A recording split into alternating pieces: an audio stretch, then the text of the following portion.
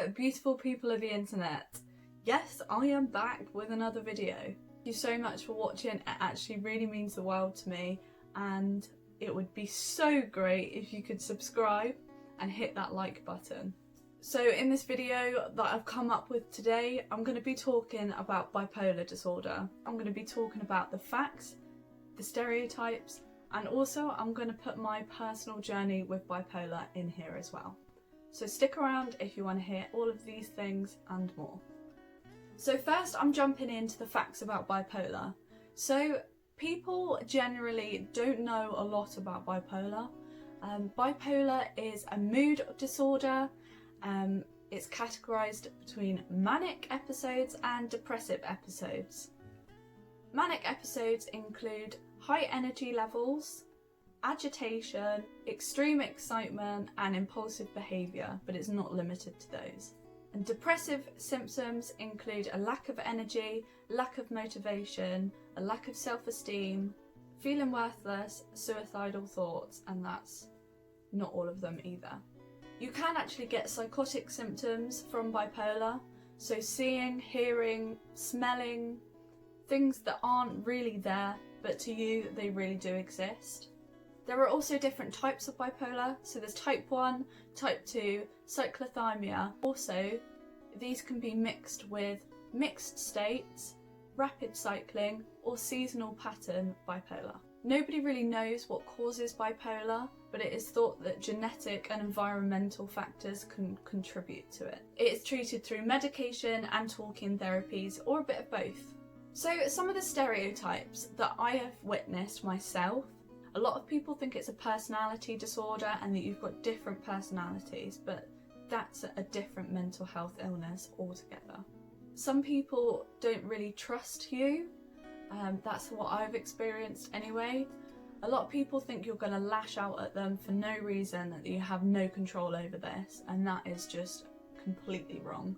Some people actually think that you're dangerous, which I find actually quite amusing, because I am the least dangerous person to anyone. I would probably be more dangerous to myself. So those are a few stereotypes, and I mean there's loads more.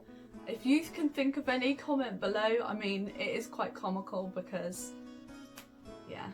So I'm jumping into a really vulnerable state right now because I'm going to be talking about my personal journey with bipolar. As a child, when I was growing up throughout primary school, a lot of my teachers noticed that I wasn't developing as quickly as the other kids, or I wasn't doing my work, and some of my work was a bit strange.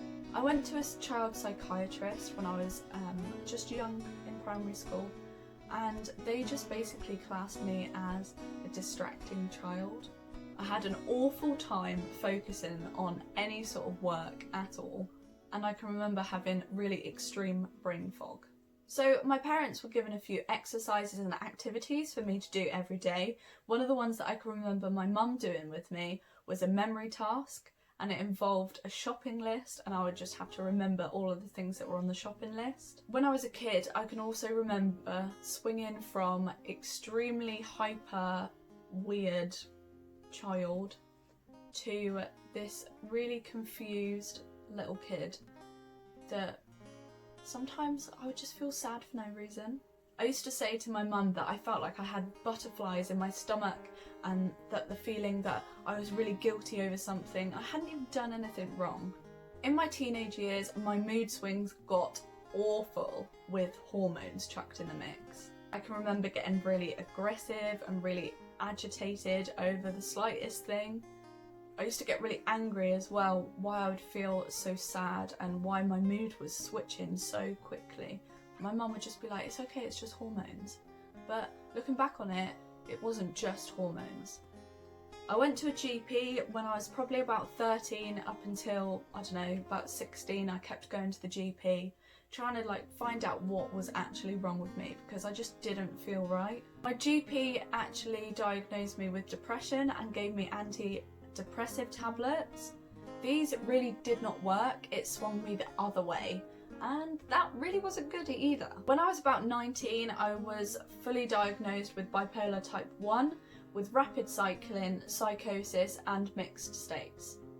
I went along to a psychiatrist to get this diagnosis because my GP couldn't actually diagnose anything other than depression. So I had been going through a lot of appointments to try and find out what was happening, and only when I was 19 I received this diagnosis. So if you're trying to get a diagnosis, it's best to stick it out if you think something is wrong. I mean, GPs do get things wrong sometimes and you do need a second opinion. So what it meant for me to have bipolar type 1. So I would experience manic episodes typically for about a few months at a time. I would go through a manic episode, and then after that I would have depression for a lot longer. Looking back on it, I can say that my depression came in straight after my mania, and I just feel like I had worn so much of my energy out, and that's why I got the depression from the mania.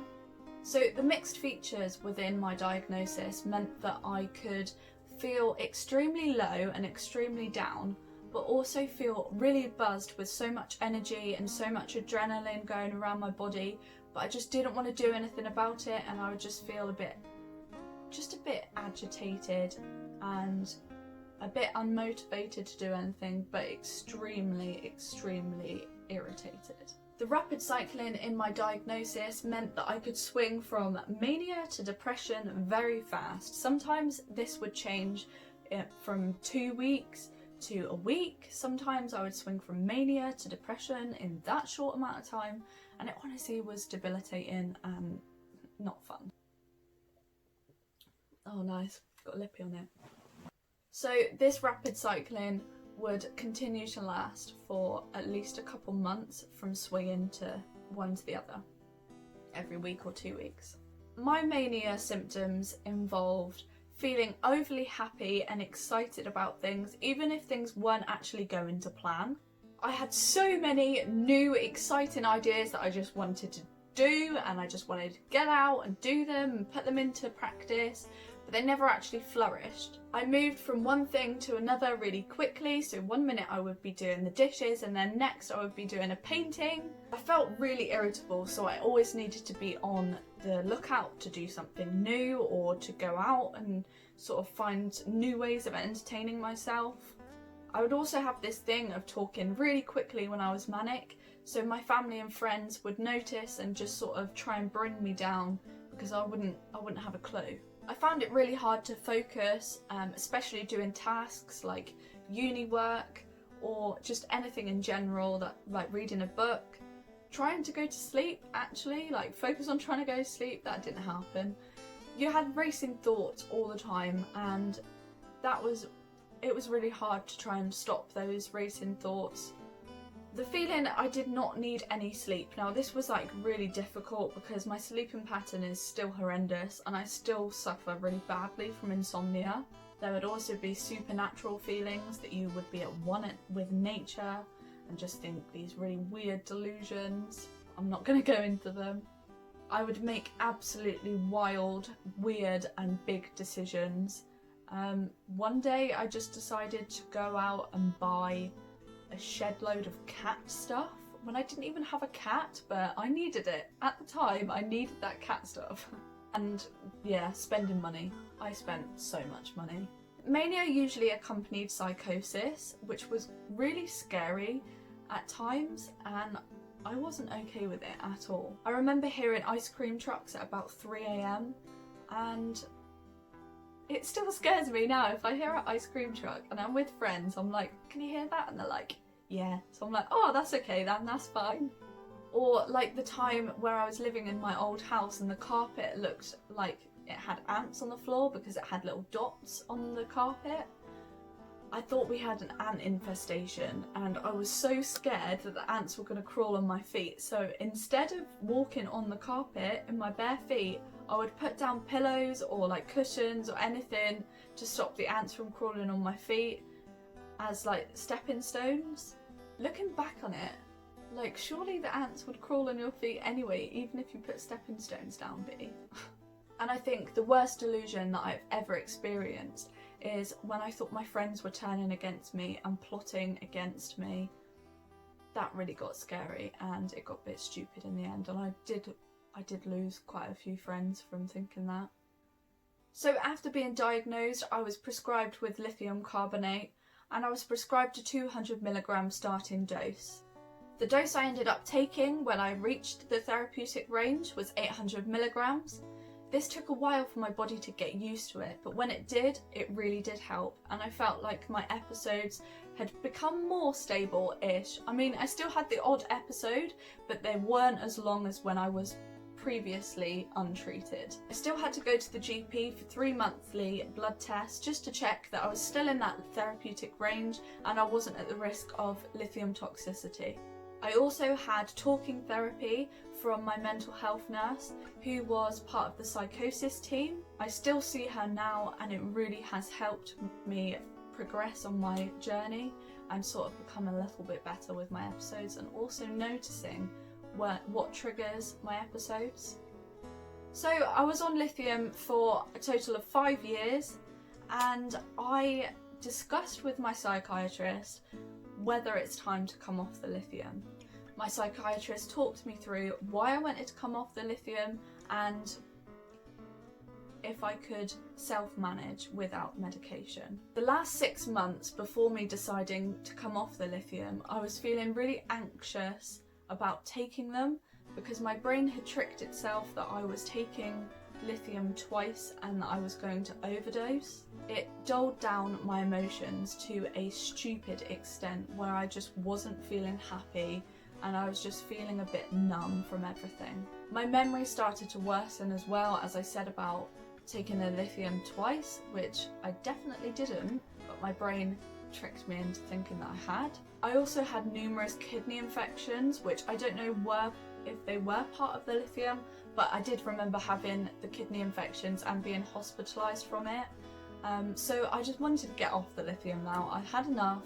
I've been on it for 5 years and I just had enough, and I just wanted to just sort of get my life back, self-manage on my own without the tablets. So my psychiatrist recommended me in taking reduced doses of 200 mg, reducing the dose by 200 mg each month. I said I really want to get off it sooner, so can I do it every week? And they sort of agreed with me, even though they said that it might be a bit difficult. They agreed and just went along with it because I just really wanted to get off it. So I started reducing the doses every week by 200 mg, and I was off within a month of the lithium. I had little withdrawal effects, so I would have headaches and I would have the odd mood swing, but that would only typically last the first 3 days within reducing the dose every week. So today we are at the present, and it has been an amazing 10 months since I've been off the lithium. I am more aware of my emotions, I'm intact with how I'm feeling, I'm much more happier and just more positive and bubbly than I've ever been, and it's so amazing. I feel so stable, which is just incredible, because when you're experiencing bipolar, it's never a stable line, or it's never like little tiny blips. It's literally like, whoa, where are we going? It's crazy. I thought I'd have to be on some sort of medication for my whole life, and when I got diagnosed with bipolar, this was one of my fears, that I would have to be on meds for my whole life, and this is not something that I wanted to do. I am now self-managing with no medication. I'm just self-managing by myself, and also with the help of the psychosis team, who have been absolutely amazing. I work with an occupational therapist as well, which he helps me sort of make routines in my life that is going to make it a bit better for me to be able to self-manage. And yeah, so my mental health nurse, she's been amazing, and I also get help from an anxiety nurse as well. For some people, I do understand that it might take a bit longer than 5 years to get off your medication, and sometimes you might be on it for your whole life, but that's okay, because everyone's different and everybody controls their own life in different ways, and I get that. I just want to say to the people who do suffer with mental health illnesses, or who do care for people with mental health, that there is a light at the end of the tunnel. Accept the treatment that's out there. Talk to people around you. Take that therapy and stick to your routines. I still have moments now where I have the odd blip, but I can realise what's happening. As before, when I had no treatment, I wouldn't have any control over getting myself out of that. So if you do want to see some techniques that helped me, they might help you, give us a comment down below and let me know if you want to see that video, because I would actually be delighted to tell you some of my techniques because they really help. Anyway, to wrap this video up, I'm just going to say, hang in there, don't lose hope. You've done so well to get to where you are today. Be proud, you made it past all the bad days in your life, and that is an achievement in itself. Fist bump. Okay, so thank you guys so much for watching. It actually means the world to me. If you could give me a like, a subscribe, and maybe a comment, that would be amazing. Oh, and also share it, because I feel like we've got to share. We've got to share our journeys, and we're all in this together. So that's where I'm going to leave it. Take care, guys, and peace.